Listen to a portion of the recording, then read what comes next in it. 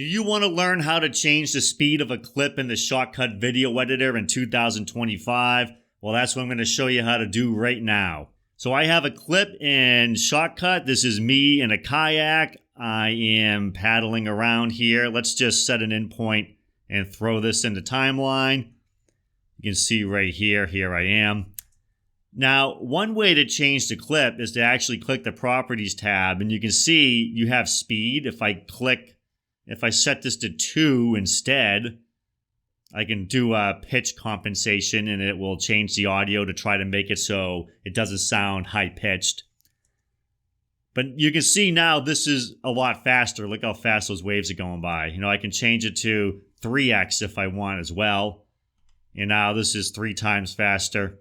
So that is one way to do it. It's a very quick, easy way to do it. Let's change this back to 1. And we can just make this regular speed again. And now, of course, there's also filters that can do it too. But before I show you those, I just want to show you my audio equipment that I have here. I've been very proud of this equipment. It's made my videos sound a lot better. Check out some of my old ones versus some of my new ones. I'm willing to bet that my voice sounds a lot better with this new equipment. There's a link in the video description to this microphone and this great audio recorder, as well as an XLR cable to connect it. This enables you to record from your microphone to a high quality format so you can put it in your videos and edit it however much you want. I have a link in the video description to both of those, along with some other great video production products that you very well may like. So check out the video description or click that QR code for the microphone. And now back to the video.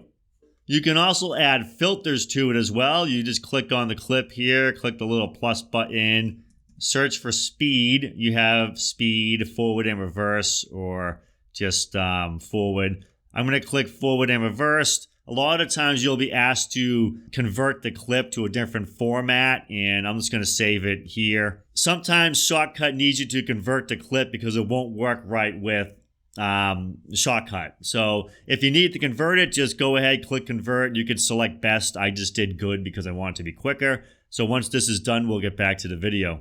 Okay, so now that this is done converting, the other way to add a speed filter is to just add speed, forward, and reverse. And this is actually a keyframeable filter. So I can go keyframes. This is at 1x speed, so this is regular speed. Now if I increase this, it's going to put a keyframe right here, and now this is at 5 times speed. But it's going to start out as 1 times your regular speed, and it's going to slowly work its way up to 5 times speed. So I could bring this over here, and I could bring this back down. I could bring this to negative, and the clip now will be going in reverse. So it speeds up. Now the clip is going to start to go backwards. And there it is. You just saw that point right there. Once it hit 0 speed, it stopped for a second. Now it's going backwards. So if I want to right here, I can bring the clip back to 1. So that way it's at regular speed again. And it's going to slowly work its way back up. You know, so I can make this go very fast. Over here, this is going to be as fast as it can go times 10. So it's going to speed up gradually until it gets to that point. And you're watching it. Look at that. It's going faster and faster. And here I am paddling like a madman. And once I get to this really fast point here, let's say we add a keyframe. Just click the little keyframe button there. And let's say we bring this back down to 1. Whatever, 1.66. Good enough. And this is now going to go just about regular speed again. So you can see vertically, this is speed. And horizontally, this is time. So when I drag these up, I'm making it go faster. When I drag it down, I'm making it go slower until I get to 1. And when it's below 1, it's going to go backwards faster and faster. So this is going to go backwards real fast now. So that speed forward and reverse is essentially time remapping, and Shotcut actually does have a time remapping filter. So I'm going to click the minus button, click plus. I'll select time remap. I'm going to add a keyframe here. I'm going to bring this up. You know, this is making it faster. So it's going to start out slower, and it's going to gradually work its way up to going faster and faster and faster.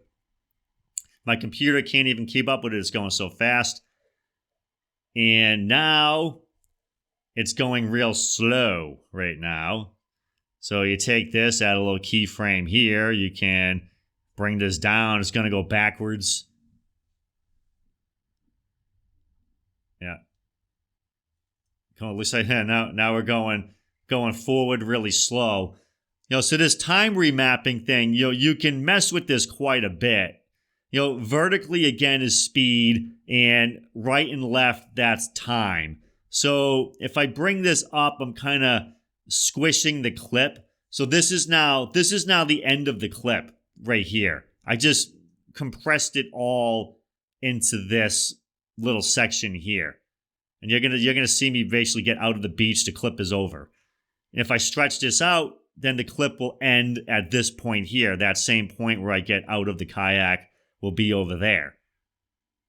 And you can go ahead and add your keyframes all you want. This works similarly to the speed forward and reverse, but I find forward and reverse is actually easier to work with than this time remapping. Yeah. But, you mess around with that and see how it goes, because, these are the three ways you can change the speed in the Shotcut video editor.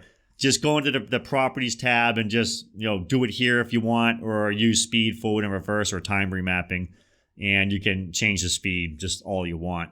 Anyway, if you like this video, please share it and subscribe, and don't forget about the microphone and the audio recorder in the video description. Click those links, help me out and help yourself out, and I will see you next time.